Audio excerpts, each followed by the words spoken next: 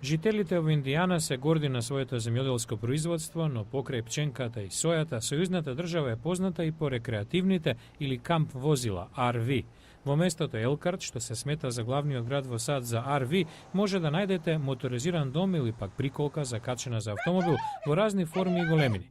Најмалото вакво возило може да се купи за неколку илјади долари, многу помалку од нов автомобил.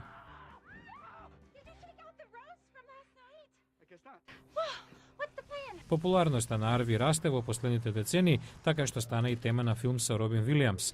Повеќе од половината од RV се произведуваат во Елкарт, дом и на музеот специјализиран за вакви возила. Таму работи историчарот Ал Хеселбарт. Голем процент од американската јавност. Од секогаш сме биле со дом на тркала. Имаме голема убава држава. Огромен дел од нас сакаат да патуваат и да видат колку е можно повеќе нови места. Технологијата за изработка на RV драстично се подобри од пред 100 години, кога за прв пат беа представени домовите на тркала, но Хеселбарт вели дека основниот концепт останува непроменет.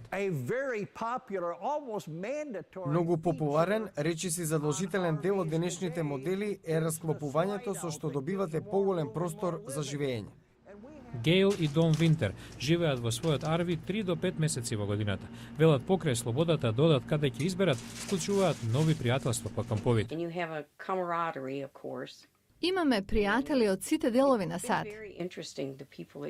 Овој автомобилски сектор беше погоден од рецесија, но производителот Нјумар вели дека доаѓаат подобри времиња.